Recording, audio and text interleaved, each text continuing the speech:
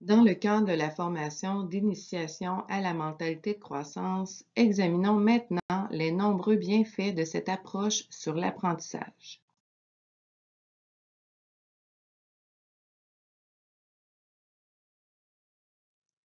Tout d'abord, on observe des changements réels dans la motivation à apprendre et à s'améliorer, ce qui est loin d'être surprenant.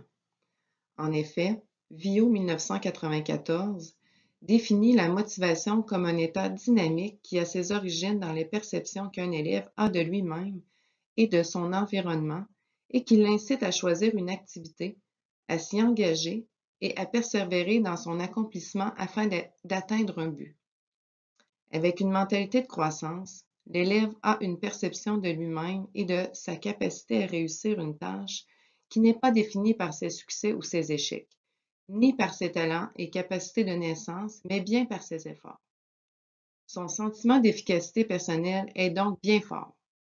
Il sait qu'il peut tout réussir avec du travail, des efforts et de la patience. Une belle longueur d'avance donc pour être motivé à apprendre. La mentalité de croissance soutient également les élèves dans leur développement de l'autonomie. Ils commencent à voir comment ils peuvent influencer positivement leur apprentissage. Cela les amène aussi à s'interroger davantage sur leur stratégie utilisée et ils deviennent meilleurs en métacognition. Étant donné leur perception positive des défis, leur persévérance est augmentée naturellement. Il faut aussi mentionner que la persévérance scolaire dépend d'un grand nombre de déterminants. La mentalité de croissance influence favorablement plusieurs d'entre eux, dont l'estime de soi, la motivation et l'engagement, le rendement scolaire, le climat scolaire et les pratiques pédagogiques. Source Réseau Réussite Montréal.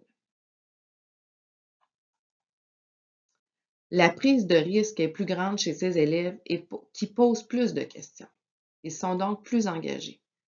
Ces élèves se donnent le droit à l'erreur et développent moins d'anxiété de performance. Ils travaillent en coopération puisqu'ils ne se voient pas en compétition avec les autres.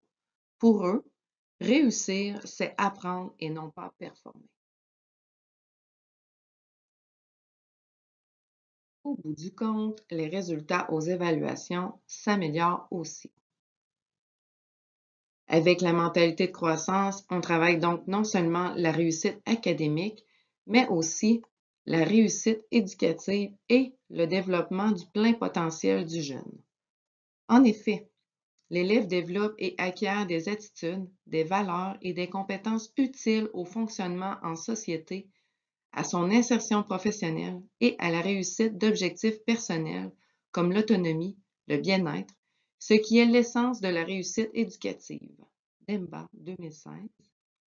À long terme, on développe des personnes plus robustes et résilientes, des personnes dont les chances de réussite dans tous les domaines de la vie sont fortement augmentées grâce à cette mentalité.